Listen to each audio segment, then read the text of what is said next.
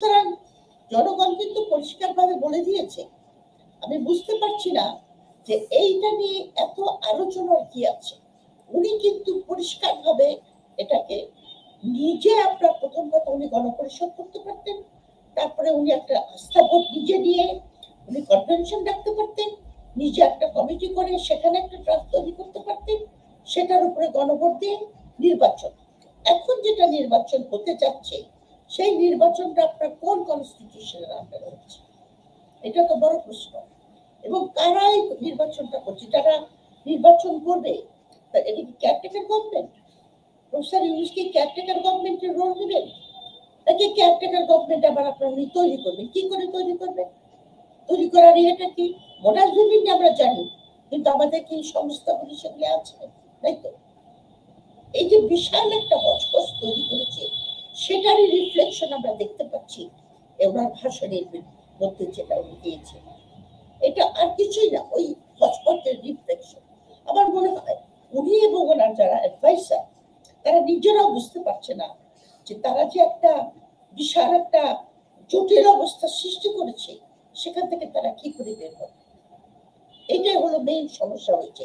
আর উচ্চ কক্ষের কথা যেটা ডক্টর মঞ্জুর জিজ্ঞাসা করেছে, ইউনিটারি ফর্ম অফ গভর্নমেন্টে উচ্চ কক্ষ থাকে কিনা। অনেক ইউনিটারি ফর্ম অফ গভর্নমেন্টে উচ্চ কক্ষ আছে। প্রথম কথা হলো ইংল্যান্ড, ইউকেতে আপনার উচ্চ কক্ষ আছে, তবে ইউকের ইতিহাস আলাদা।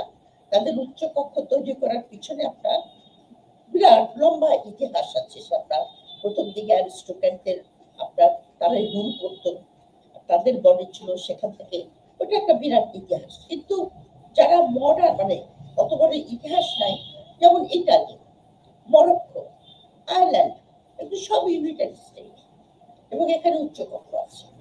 আমি উচ্চ কক্ষের পক্ষে। কিসের জন্য জানেন? একটা চেক অ্যান্ড ব্যালেন্স নিম্ন কক্ষের উপর দেওয়ার জন্য। এখানে শুধু সংবিধানের কথাটা আমরা লিখেছি, কিন্তু আসলে উচ্চ কক্ষের রোলটা হলো একটা সুপারভাইজারি রোল, যে কোনো আপনার আইন নিম্ন কক্ষে পাশ করার আগে উচ্চ কক্ষে পাঠাবে, উচ্চ কক্ষ সেটাকে রিভিউ করবে, কিন্তু উচ্চ কক্ষ সেটাকে স্টপ করার কোনো ক্ষমতা নাই, যেহেতু তারা ডিরেক্টলি ইলেক্টেড নয়। তারা ওটাকে ডিলে করতে পারে, একটা টাইম বাধা থাকবে 1 মাস কি 15 দিন, সেখানে তারা সেটা পর্যালোচনা করবেন, সেটাকে নিয়ে যখন ডিবেট করবেন তখন আপনার যিনি ডিপুটি স্পিকার তিনি সেই পার্লামেন্টে গিয়ে আমি উচ্চ কক্ষ গিয়ে সেই ডিবেটটাকে উনি অ্যাটেন্ড করতে পারেন। পাবলিক আপনার জানতে পারবে যে এই বিলটা নিম্ন কক্ষে পাস করতে চেয়েছিল, কিন্তু উচ্চ কক্ষে দেওয়া হয়েছে, তারা এটাকে আবার রিভিউ করছে। পাবলিক অ্যাওয়ারনেস, এটা একটা আমি মনে করি আমাদের দেশে কোনো প্রয়োজন আছে। আর উচ্চ কক্ষে যে এটা দিয়েছে মানে প্রসিডিউরটা দিয়েছে ইলেকশনে, এটা আমি ডিসএগ্রি করি। উচ্চ কক্ষের ইলেকশন আপনার আমি কত ভোট পেয়েছি সেই ভিত্তিতে আমি কতগুলি সিট পাবো, সেটা কিন্তু অন্যান্য দেশে করে না।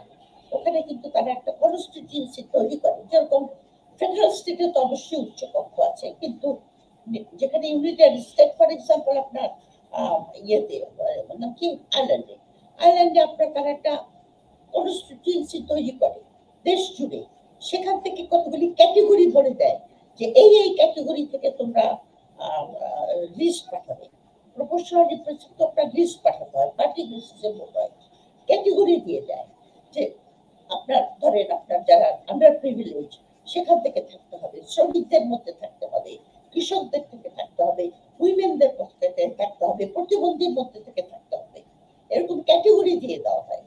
সেটার ভিত্তিতে লিস্ট তৈরি হয়, সেই লিস্টের উপরে আপনার কনস্টিটিউয়েন্সি, সেটা সারা দেশ জুড়ে একটা কনস্টিটিউয়েন্সি হতে পারে, তারা ভোট দিয়ে আপনার ইলেক্ট করে নিয়ে আসে। আমাদের যেটা করেছে সেটা অনেকটা replication of the lower house. এটা হলো আপনার কি নামটা অবস্থাটা করা হলো আর কি, কিন্তু আপনার আপার হাউসটা যে লোয়ার হাউসটাকে কিছুটা, আর তাছাড়া আপার হাউসে 10% মতো আপনার সিট থাকবে, প্রেসিডেন্ট আপনার তাদেরকে নমিনেশন দেবে, আপনার সিভিল সোসাইটি এক্সপার্ট তাদেরও একটা স্টে থাকা প্রয়োজন হবে আমি মনে করি। কারণ এক্সপার্ট যারা হয়, যারা সিভিল সোসাইটির লোকরা তারা অনেক বেশি অ্যাওয়ার হয় about the political situation and the policy matters. যা হোক, এটা অন্য প্রসঙ্গ, এটা আমার ব্যক্তিগত মত।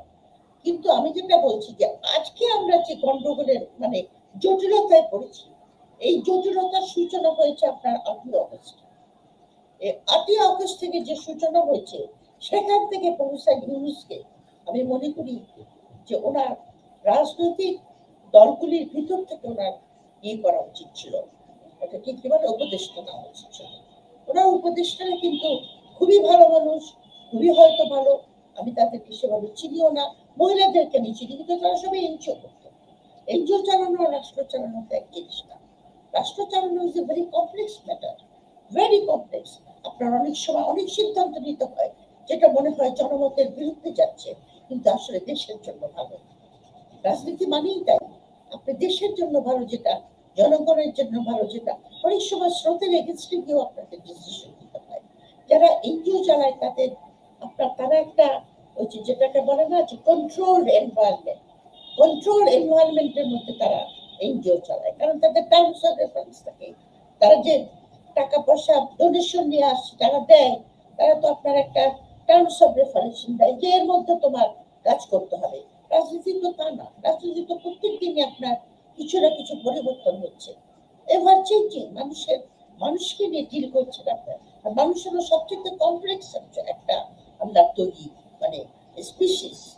সুতরাং ওনার উপদেষ্টা সিলেকশন ভুল হয়েছে, এটা ওনাকে অনেকবার বলা হয়েছে যে আপনি উপদেষ্টা পরিষদ করবেন মন্ত্রী পদ্মা নিয়ে, ওনার অ্যাডভাইস গুলিও ভুল হচ্ছে।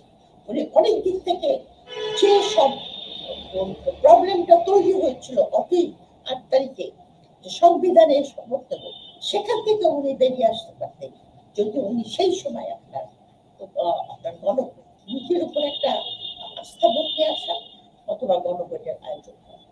এটা না করে আমরা এই জটিলতার মধ্যে পড়েছি, এবং এই জটিলতা আমাদের সংকট থেকে বেরোনোর কোনো পথ দেবে না বলে আমার মনে হয়, বরঞ্চ সংকটকে অনেক বেশি ঘনীভূত